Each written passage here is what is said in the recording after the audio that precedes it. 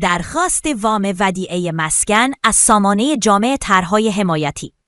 ابتدا باید وارد سامانه پنجره ملی خدمات دولت هوشمند شوید. با شماره موبایل سرپرست وارد سامانه شوید. کد پیامک شده رو وارد نمایید.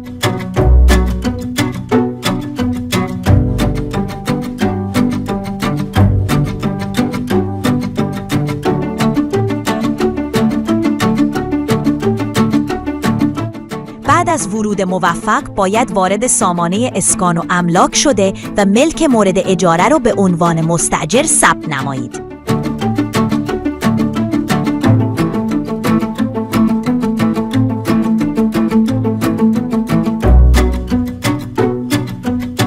بعد از ثبت ملک وارد سامانه طرحهای حمایتی مسکن شوید و گزینه تسهیلات ودیعه مسکن رو انتخاب کنید.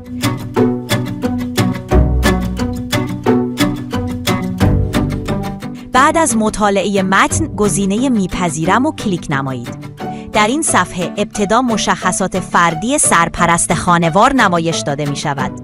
نسبت به تکمیل اطلاعات خواسته شده اقدام کنید.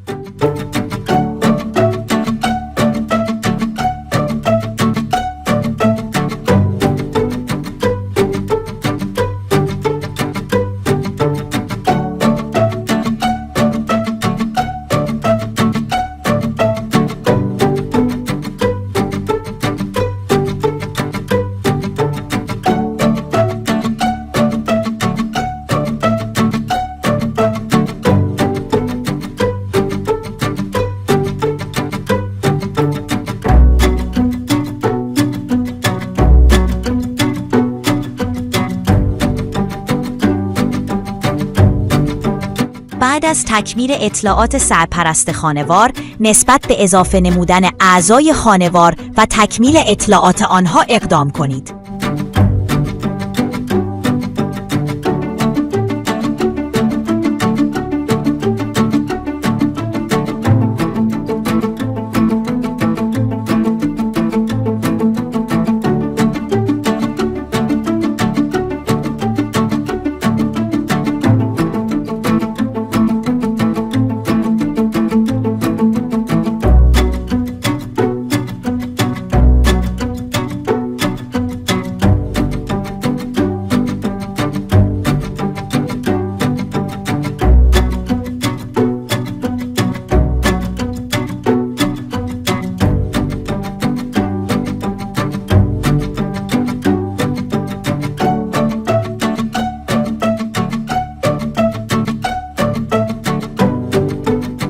پس از اضافه نمودن کلیه اعضای خانوار روی گزینه مرحله بعد کلیک نمایید.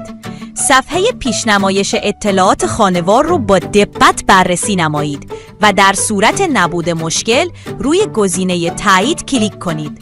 بعد از ثبت گزینه تایید، پیغامی مبنی بر اطلاعات شما با موفقیت ثبت شد نمایش داده خواهد شد. باید تا زمان استعلام صبر کنید تا جواب استعلام شما از سمت اداره مسکن و راه و شهرسازی اعلام شود. در صورتی که حائز شرایط دریافت وام باشید، باید نسبت به دریافت کد رهگیری برای قولنامه منزل مورد اجاره اقدام نمایید.